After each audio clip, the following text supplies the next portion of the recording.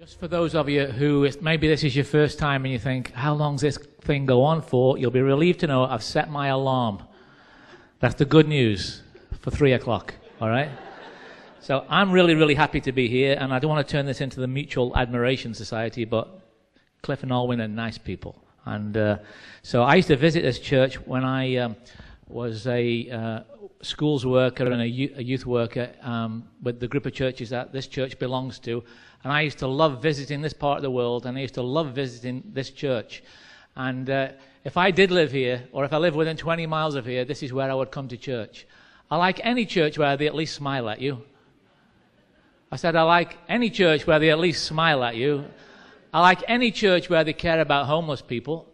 I like any church where they're involved in the community and they're there simply to serve people and help people. And I hate it when people criticize the church. We're not perfect, but the world would be going to hell without us. Because I've been in 35 countries, and there's great churches like this one in every country I've ever been to.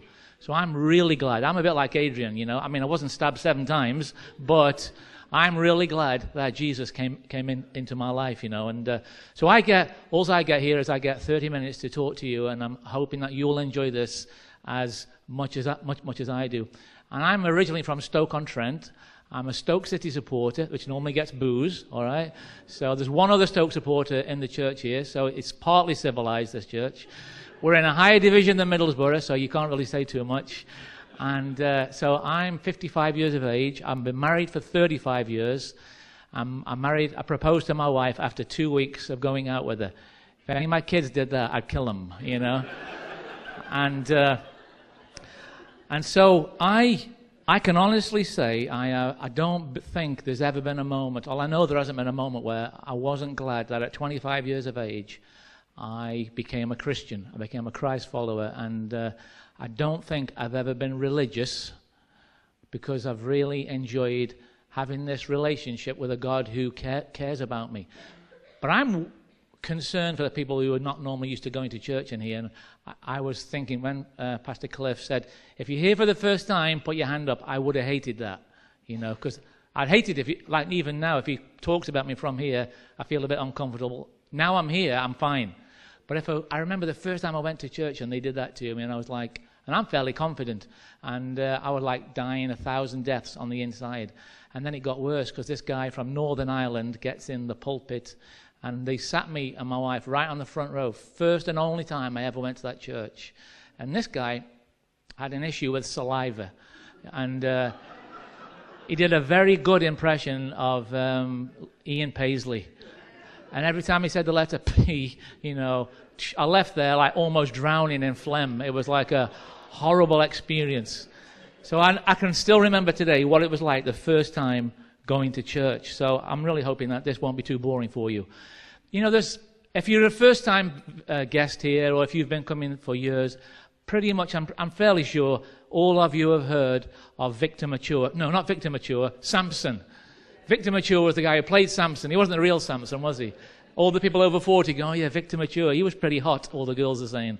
And so Victor Mature played Samson. I don't remember who played Delilah, but she was hot, you know.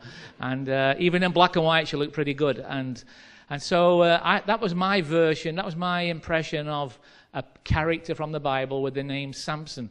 And it's really interesting watching his life. He had every chance that we had, and he did exactly what we did. He had this relationship with God that was a little bit like this. He had everything going for him, and yet he had the same issues as us. He had problems with girls, so the opposite sex. He had problems with his parents. He never really made friends with people. He wouldn't listen to anybody, and we'll talk a little bit about some of those. But he was an interesting character. But he gets a bit of a bad rap because he does finish strong. And it does say that the thing he was called to do by God, he actually did it for 20 years. So he did have a little bit of longevity, even, that was a big word, wasn't it? Longevity. So he stuck it out. He was a marathon runner, and he got to the end eventually. And so you all know the story. And I'm going to read the last few verses about his life from the Bible. It's in the Old Testament, which is near the beginning of this book. And it's in the book of Judges, and it's chapter 16. And it says this. Samson, so this is when he's been captured by this tribe of people who are called Philistines or Philistines. And they're the people who live in the Gaza Strip now. So he's over there, and he's been captured, and he has this supernatural strength, and it's all connected to his hair. If it wasn't in the Bible, I wouldn't believe it. But his strength is connected to his hair.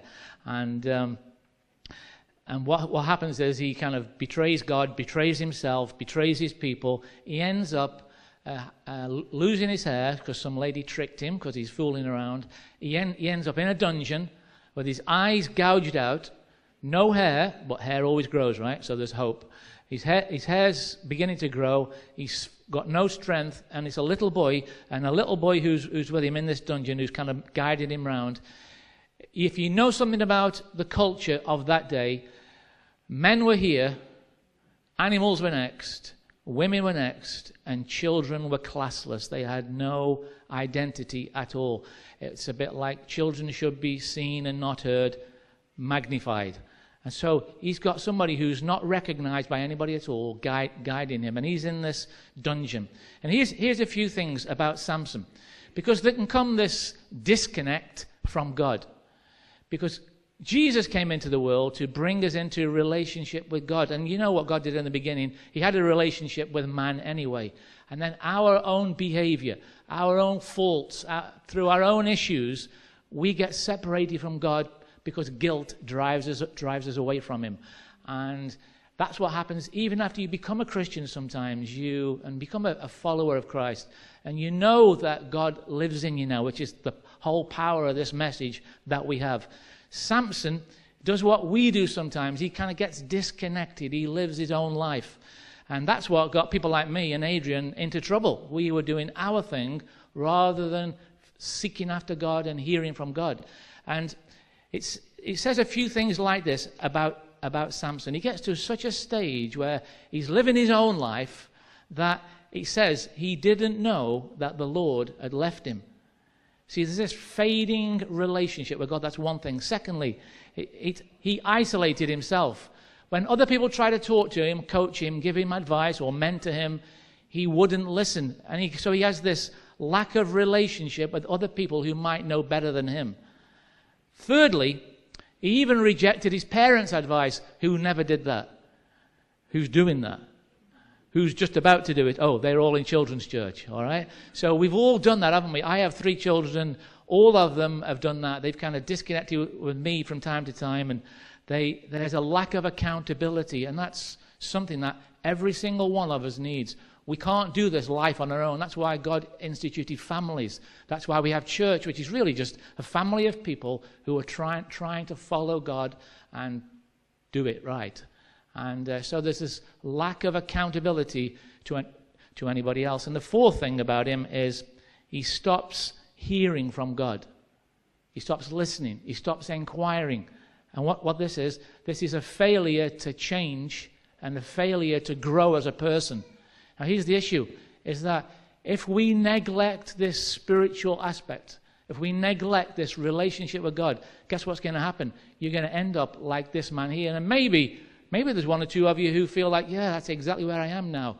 I'm in this dungeon, it's dark, I'm trapped, and is there any way out? And I've got really good news for you today. This is what people like me and many people in the room here have found. There is a way out of every trap, every dark place.